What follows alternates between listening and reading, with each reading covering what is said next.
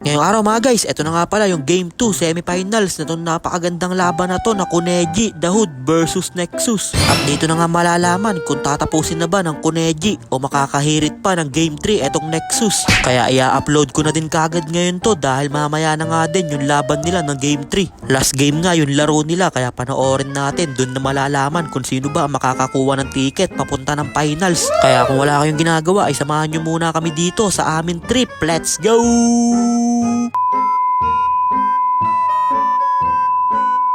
So ayun po nandito na nga din tayo sa Batingang Coliseum para tunghayan at saksiyan itong napakagandang laban na to na Game 2 semifinals. Tatapusin na ba ngayong gabi ng Kuneji o makakahirit pa ng Game 3 ang Nexus? Kaya simulan na natin itong napakagandang laban na to na kay Munar dito umikot sabay tumira at bigla na nga tumilapon dun si Lebron Andoy Estrada. Magaling talaga magplap si Andoy kaya tinirahan na nga siya dito ni Boss Kyle ng isang 3 joints. Ilista mo na yun, nilinis pa yung ring. Kaya nasa Nexus na ulit dito ang bola na kay Munar gumagawa ng play pero na double team siya ng kalaban kaya pinasa niya ang bola. Kaya na kay Apex dito dumiretso, ang gandang pasa naman dun sa kakampi niya sabay tinir drugs para sa easy 2 points. Kaya tumatakbo na ulit ang Nexus na kay Boss Kyle nagmamadali, biglang pinasa patalikod, ang gandang pasa naman nun. Sabay nagdatingan na nga din dyan yung mga idol ko, mamaya din yung laro nila, Game 2 din yun, semifinals. At nanonood din dito si Cass, nakaplex pa yung muscle. Kaya nagpakawala na ulit dyan si Boss Kyle ng isa pang 3 joints. Ilista mo na yun, papas.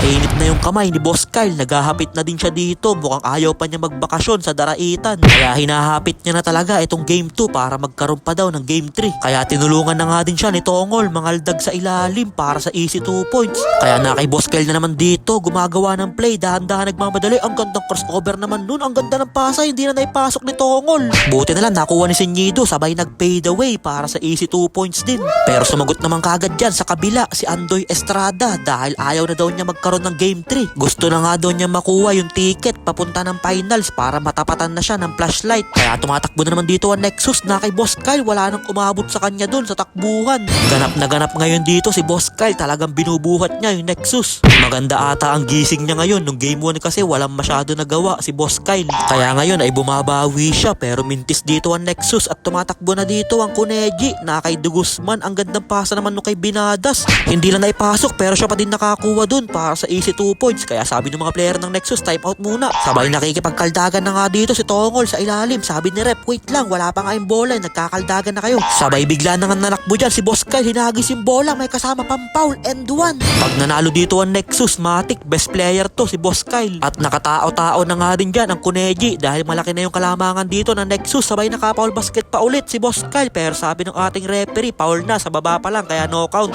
Kaya pangalawang pagbubuslo ni Boss Kyle, tumilaok yung mga manok, nakuha na ni Andoy Estrada, pinasa sa kakampi niya, nakuha na ni Binadas, bigla sumide-step para si Kyrie Irving. Kaya nasa Nexus na ulit dito ang bola na kay Munar, naghahanap ng mapapasahan, pinasa niya sa kalaban. Kaya nakuha na ni Andoy Estrada, ay kaso lang biglang tumigil sa 3 points, nagmala step carry, kaso lang yung welding lang ng ring yung tinamaan. Kaya nag-uubos na lang ng oras dito ang Nexus dahil medyo malaki na nga yung kalamangan nila, nasa 10 pa. Kaya na kay Kuya Haro dito, nag-uubos na lang ng oras, biglang dumiretso, ang gandang pasa sa kakampi niya, kaso lang traveling daw muna sabi ni Rep. Kaya nasa Kuneji na dito ang bola na kay Rivera, tinir drugs, easy 2 points yun. Kaya nag-uubos na lang ulit ng oras dito ang Nexus dahil medyo malaki pa nga yung kalamangan nila. Kaya na kay Boss Kyle dito dumidiskarte para sa pamilya, tumatawag ng screen, biglang tumigil sa 3 points, sabay tinira, ilista mo na yun, papang.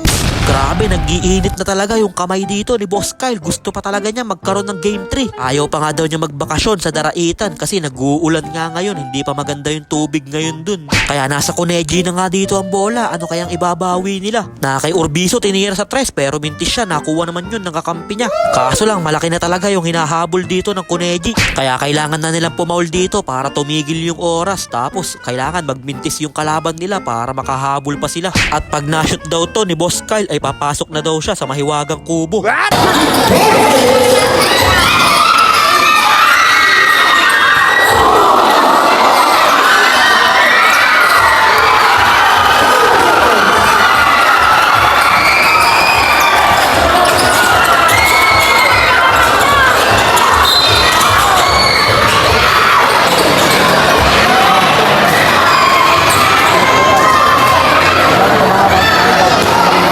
At Grabe dun yung mga player ng Nexus, talaga nagliliparan. Kaya si Kuya Haro na yung sinubok dito sa free throw pero wala, sure ball. At si Tongol naman yung titira, wala, tumilaok yung mga manok. At mukhang dito na nga din nagtatapos itong napakagandang laban na to at sa huli panalo na nga dyan ang Nexus. Kaya magkakaroon pa nga tayo ng game 3, mamaya na nga din yung laban ng game 3 na yan, last game, alas 7. Kaya manood kayo, panoorin nyo kung sino ang makakakuha ng ticket papunta ng finals. Kaya yun lang mga guys, maraming salamat nga po pala sa walang sawang pagsuporta at sa palaging panonood. I-follow nyo na si Ninin Vlogs para sa mga susunod pang vlogs. Mag-ingat po kayo palagi. Bye bye yo!